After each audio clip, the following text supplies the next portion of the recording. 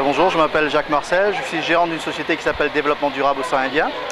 La société travaille sur deux thèmes, l'eau, en tout cas donc tout ce qui est protection-préservation, et aussi sur le déplacement urbain. Aujourd'hui donc on présente le Segway. Alors c'est un engin qui rentre dans le cadre du déplacement urbain, il est totalement écologique, il marche à l'électricité, donc avec une batterie. C'est un concentré de technologie. Il fonctionne très simplement sur le principe, je dirais, naturel de la marche. Pour avancer, donc on crée un déséquilibre et avant de tomber on pose le pied. Lui c'est pareil, pour avancer on crée un déséquilibre et au lieu de mettre le pied, bien sûr il fait tourner la roue vers l'avant ou vers l'arrière. Pour s'arrêter, donc c'est le mouvement inverse, donc il va vraiment s'arrêter. On est très en sécurité.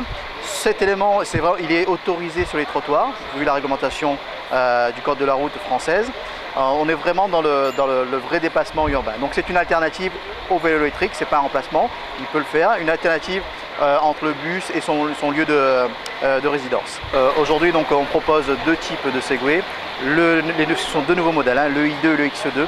Le I2 qui est un modèle vraiment urbain, il fait 63 cm de large, il est vraiment autorisé donc, sur les trottoirs. Ça c'est l'encombrement d'une personne au sol.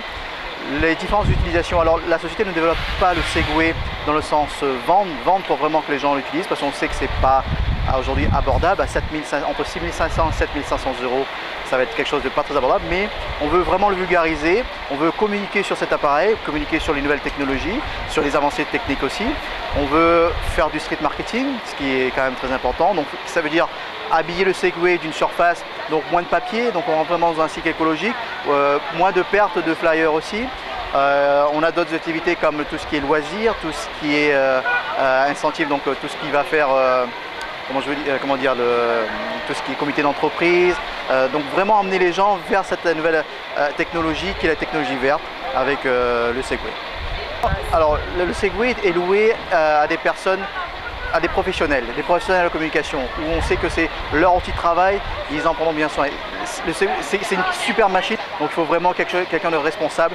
Et il y a tout un savoir-vivre aussi, on n'est pas parce qu'on est considéré comme piéton qu'il faut aller vers les gens, le rouler dessus, les dépasser. Non, il y a tout un savoir-vivre derrière, donc c'est pour ça qu'on le loue plutôt professionnel, qu'on fait des prestations, donc on vient, on met 3 Segways en place, on initie les gens.